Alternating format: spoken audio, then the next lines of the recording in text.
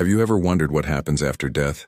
What if someone returned from there with a message directly from Jesus about prophetic events that will begin in September 2025? In today's video, you'll hear the powerful story of Emily Grace Thompson, who died for a few minutes and returned with an urgent warning for all humanity. Like, subscribe to the channel, and comment below which city you're watching from. Let's spread this message as far and wide as possible. My name is Emily Grace Thompson. I'm 37 years old. I live in Nashville, in Tennessee, and what I'm about to tell you now is going to sound crazy, but you need to listen to the end. You took, literally, and in that place where time does not exist, Jesus showed me 4 events that will shake the planet in September 2025. And when I say shake, I'm not talking about earthquakes. I'm talking about something bigger. People's souls will be shaken inside. Before everything happened, my life was ordinary. Married with 2 children. I worked as a nurse at a local hospital. I wasn't a preacher nor a mystic, just a woman trying to make it all happen.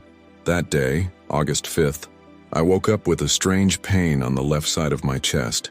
It was as if someone had reached inside my body and squeezed my heart. It wasn't a heart attack. It was different. It was like the sky was calling me. I ignored it. I went to work. On duty, in the middle of a hallway, I suddenly fainted. I thought I had simply erased it, but that wasn't it. I left my body. I saw doctors screaming, people running. But what shocked me most was silence. A silence more alive than any noise I had ever heard. A silence that seemed to speak to me. And it was in this silence that he appeared. First, just a light. Then, a presence. And then, by voice, strong and sweet, like thunder and honey at the same time. Emily. When he said my name, 2 broke. It was as if every wounded part of my life was being stitched together from within. I knew it was Jesus. He didn't come to condemn me. He came to show me. And when he looked me in the eyes, time stopped. The space around it tore like paper. And then he said the words that changed everything. You need to see what starts in September. My spiritual body trembled. I tried to speak, but no words came out, only tears. And then he showed, I won't hide anything from you. What I saw will happen. And when it starts, there will be no turning back. September 2025 won't just be a month on the calendar. It will be a watershed in the spiritual plane of the planet. And now, I'm just a woman with an impossible burden. Tell the world this before it's too late. Are you ready to hear what Jesus revealed to me? Because from the next topic onwards, I will describe, one by one, the 4 events that Jesus showed. And the first is already beginning in the hearts of millions. When Jesus told me that September would mark the beginning of something, my spirit froze and burned at the same time. It was as if every cell in my being knew I was about to see the future. Not the political or the climatic future, but the future of the human soul. He held out his hand, and suddenly, a scene opened up before us. It was like looking at the world through invisible lenses. Nothing seemed different at first glance. Streets, houses, people going to work. But then, it started. I saw a woman watering her plants. Suddenly, she stopped, as if she had forgotten what she was doing. Tears began to stream from her eyes without explanation. I saw a man on the subway. He was listening to music, his head down. Suddenly, he took off his headphones, looked up, and muttered, "Whoa, what's happening to me?" And then started crying. I saw an 8-year-old boy walking with his mother. He stopped in the middle of the path, looked up at the sky, and asked, "Mommy, why do I feel like God is calling us?" Everywhere, people stopped, touched by something they couldn't explain. Some tried to ignore it, others ran to their cell phones, but those who allowed themselves to feel, those fell to their knees. The first event, Jesus said, will not be seen with the eyes, but felt with the soul. It will be a silent, deep, undeniable call. I will knock on the doors of hearts. Some will open, others will not. What I saw next broke my heart. Some hearts were so full of distraction, fear, pride, that they did not hear the call. They complained of insomnia, of anxiety, of a strange emptiness in their chests. And to drown it out, they immersed themselves in social media, drugs, work, sex, anger. They'll call it depression, a panic attack, an emotional breakdown, but it will be you, trying to reach them, Jesus whispered.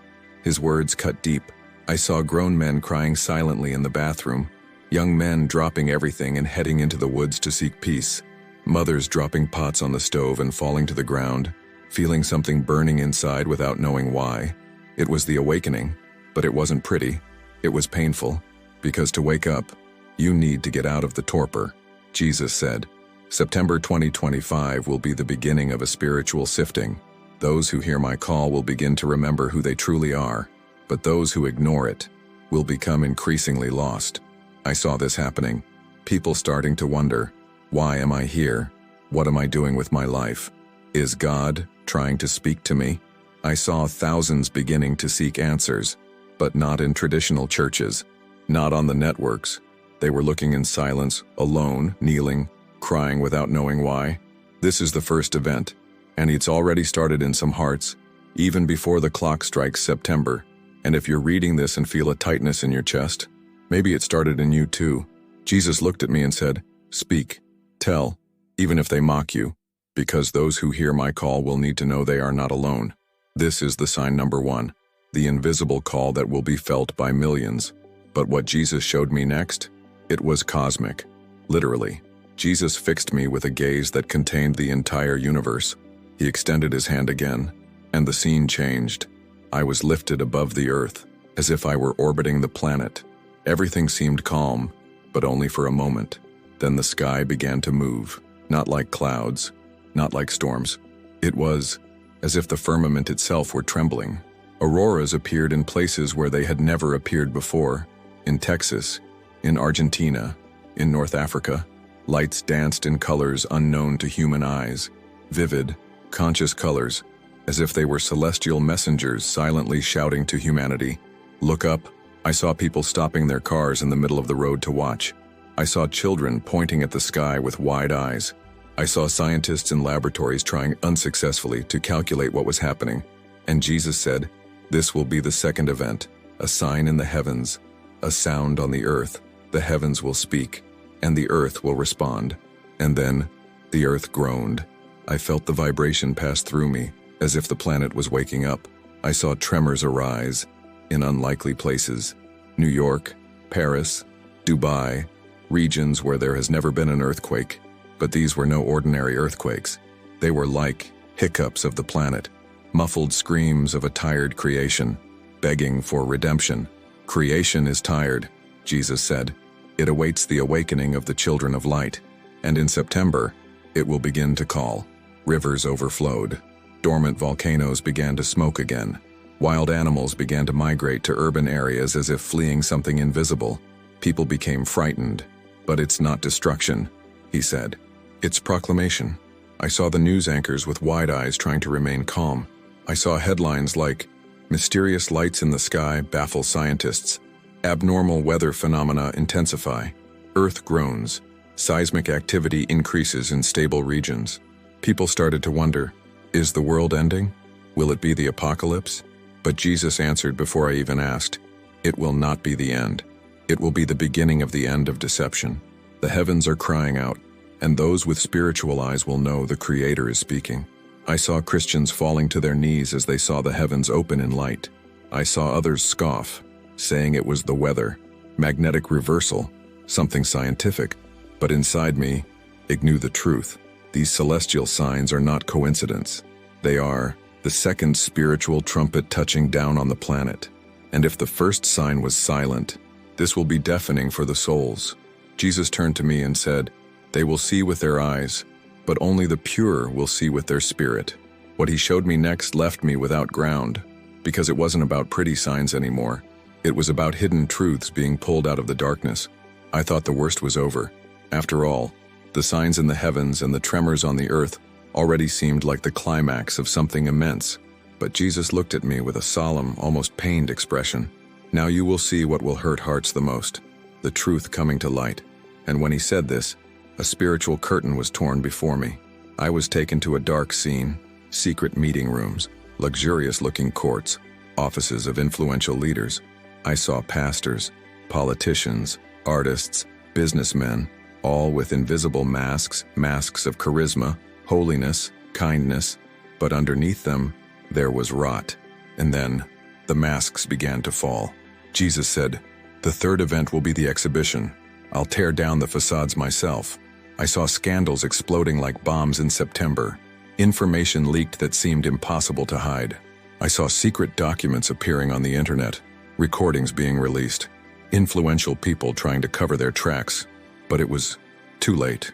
"Nothing that was hidden will remain hidden," said the Lord. And it wasn't just in the political world. It was inside churches too. I saw spiritual leaders being unmasked, full churches falling into chaos, members crying, feeling betrayed, some turning their backs on everything, others falling to their knees and saying, "Lord, purify your house." It was chaos, a holy chaos, because where there was deception, the light came cutting like a sword. Jesus continued, "September will be a watershed. The truth will burn like fire. It will cleanse, but it will also separate. Many will fall, others will rise." I saw families split apart, friends arguing, churches splitting, not because of politics, but because true. The pain was so intense that I cried, even outside my body. But why, Lord? Why all at the same time? Because the time has come to separate those who truly follow me from those who only speak in my name. The sky trembled. It was as if the atmosphere itself knew that the moment of truth had arrived. And then I saw the words, "Exhibition," written in flaming letters, hovering over the nations. And below, a voice echoed like a trumpet, "Choose the truth that liberates or the deception that comforts." I saw crowds searching for answers. I saw people collapsing on the ground, crying because they trusted lies. But I also saw a flame being rekindled in those who loved the truth. Jesus said to me, "This will be the most difficult moment, but it will be necessary, because what is false must fall, so that the true can manifest." And then he showed me the fourth and final event. And what I saw left me speechless, because it was the opposite of chaos. After all I'd seen, the silent awakening, the heavens in agony, the secrets being ripped from the shadows, I thought there was nothing left.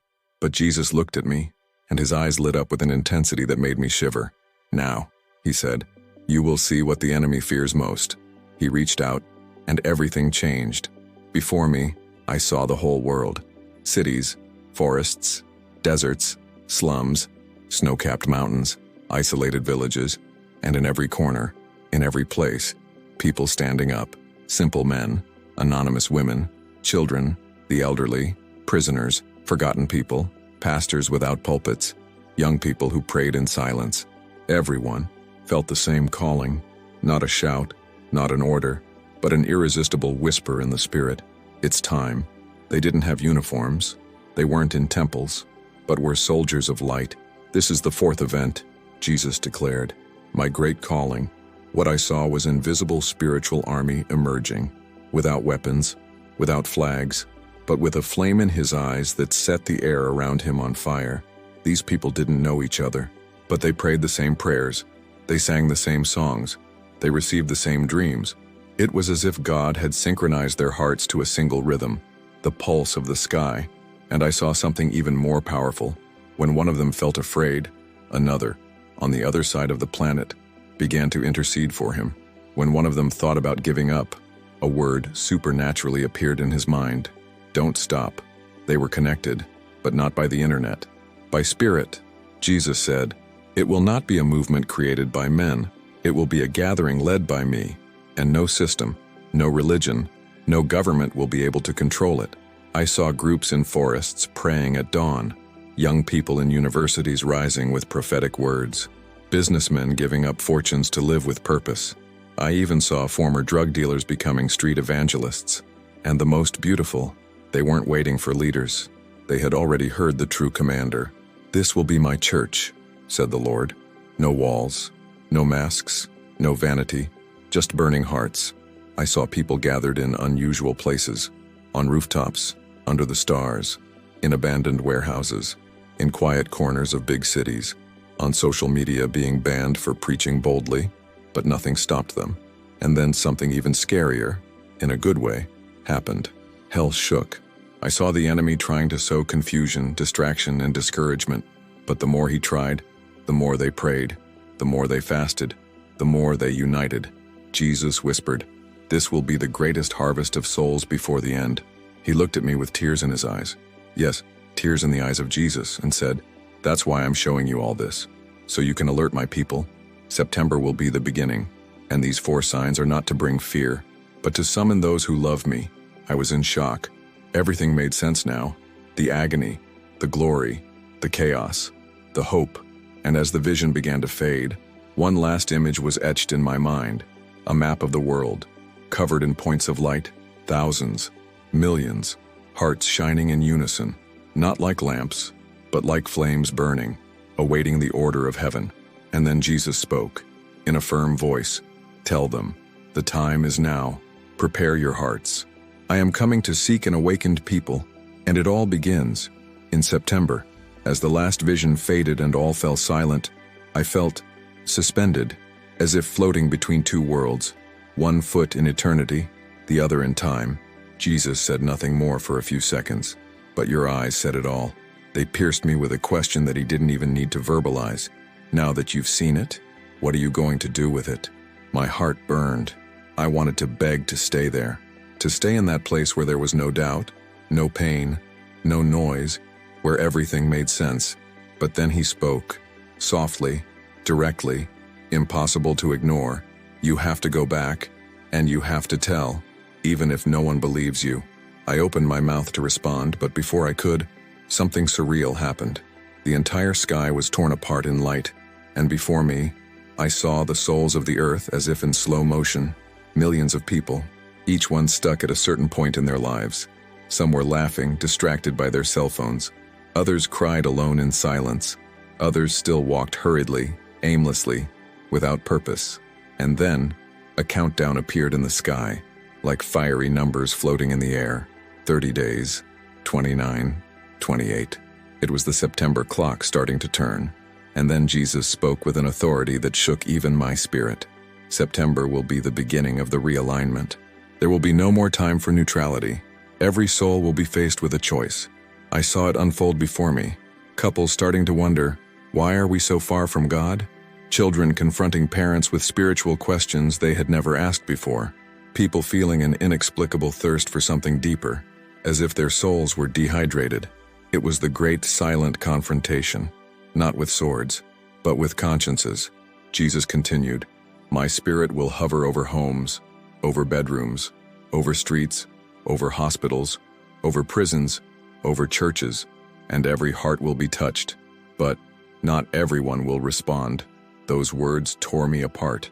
I've seen people deliberately closing their spiritual eyes, burying their conscience in addictions, distractions, and arrogance, and I saw their faces, empty, as if they had lost something they didn't even know they had. And I saw others, waking from a deep sleep, young people throwing away drugs, executives returning stolen money, women kneeling among dirty dishes, saying, "God, I surrendered." The choices would be made in silence, but the echoes would be eternal. Jesus said to me, "You must tell them. Don't wait for chaos to seek heaven. When the heavens begin to speak, the doors will still be open, but not for long." That's when I understood something that I will never forget. September is not a date set for destruction. It's an open window for decision, and every soul, every one of us, will have to choose, keep sleeping, or wake up to the call. Jesus looked at me one last time and said with tears in his voice, "You weren't chosen because you were strong, but because even though you were weak, you said yes. Now go, and tell them time just sped up." The next moment was indescribable. It was like falling off a cliff of light and back into the world. I didn't want to go back. I say this with the most real weight possible. Coming back was the hardest part of everything I experienced. When Jesus said, "Now go," I felt like I was being pulled inside myself. The light around it disappeared as if it had been violently ripped away. And then, pain. The first thing I felt was pain. A cold, physical, limiting pain. I opened my eyes and saw strange faces, fluorescent lights, hurried voices. He was on a stretcher, inside an ambulance. A paramedic asked me, "Can you hear my voice? What's your name?" My soul wanted to scream. I was with Jesus. I saw the heavens open. I saw the 4 events of September. But all I could say was, "He's coming." The nurse thought I was delirious. But it wasn't delirium.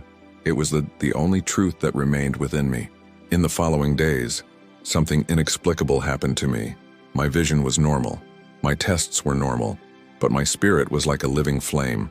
I'd wake up in the middle of the night with my heart racing. I'd dream of the countdown. I'd always wake up at 3:33 a.m., as if heaven were calling me again. And the strangest thing, everything around me seemed smaller. The banal conversations suffocated me. The sound of the television made me nauseous. Even social media seemed absurd, as if the world were trying to dance inside a sinking ship. "The world is acting like nothing is happening," I whispered. "But something has already started, and no one is seeing it." My family didn't know how to deal with it. They told me, "Emily, you need to rest. You're too sensitive. Maybe it was just a breakdown." A breakdown? I thought. How can I explain that I saw Jesus face to face? That I was taken above the earth and watched souls being separated like wheat and chaff? I found myself surrounded by people who were still sleeping, but I couldn't sleep anymore. I began to write everything down. Every vision, every word Jesus said to me, every detail, like a woman possessed by an urgency she couldn't explain. And the more I wrote, the stronger his presence returned. He visited me in the silence, in the dark room, in the sound of the wind hitting the window. It was as if the sky was saying, "Alabik, shout, write, because time is running out." And everywhere I went, the counting continued inside me. Supermarket. I looked at the faces and thought, will this person wake up in September? Or will they continue sleeping until it's too late? Even my body started to react. I got chills out of nowhere. I cried at unexpected moments. And every time I looked at the sky, it was as if the curtain between this world and the other had thinned. "Lord," I said, "I'm not strong enough to carry this alone." And then I heard the same phrase over and over again. "You don't carry it alone.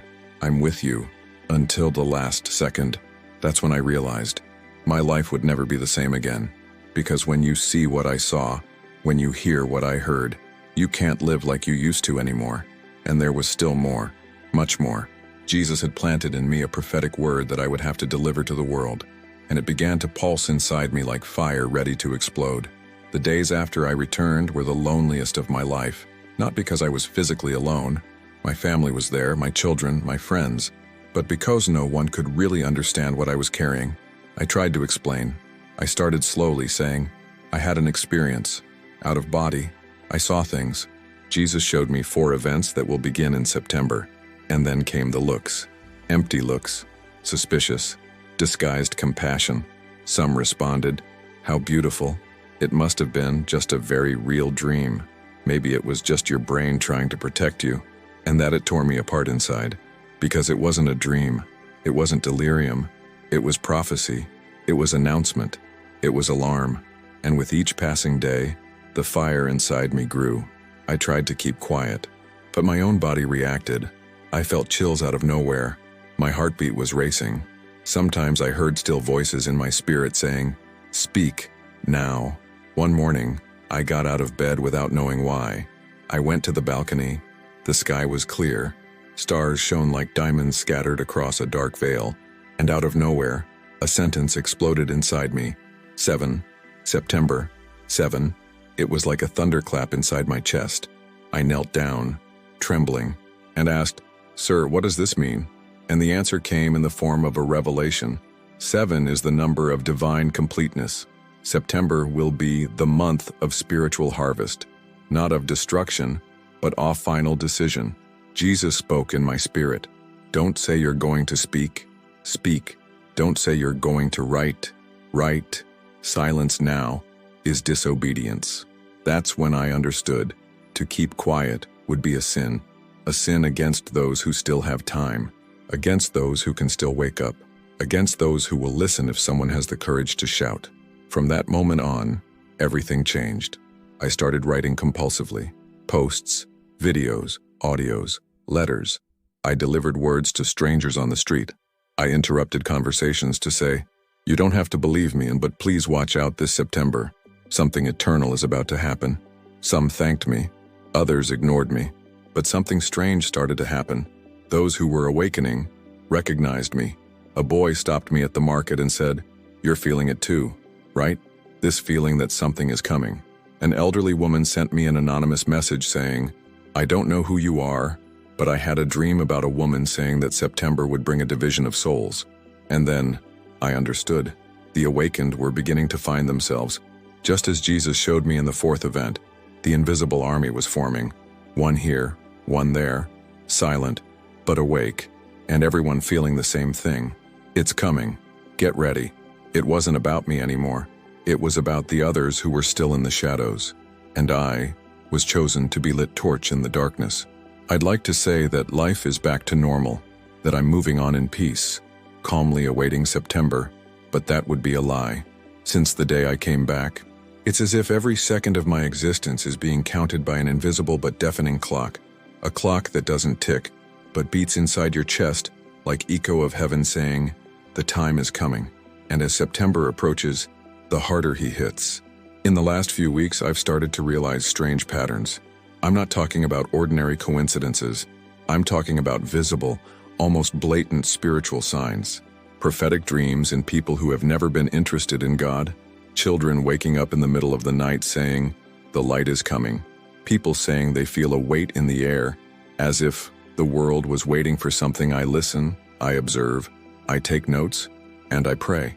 But above all, I despair for the souls that are still sleeping, because now I see clearly. September 2025 will be an eternal watershed, not for the end of the world, but for the end of illusion. And each person will have to decide which side they are on, of awakening or distraction, of truth or comfort, of the spirit or of the flesh. And when I talk about divider, I'm not just talking about believers and non-believers. I'm talking about hearts that still resist the call, that still play with time as if it were infinite. But time is running out. Jesus said to me, I will send warnings, but after September, there will be no more excuses. Every soul will have been touched, and what you do with it will be your eternity. Those words still burn inside me. I'm not here to convince anyone. I am not a theologian. I am not a pastor. I am not a prophet. I am a witness, an ordinary woman who died, saw, came back, and now carries the weight of a heaven in countdown.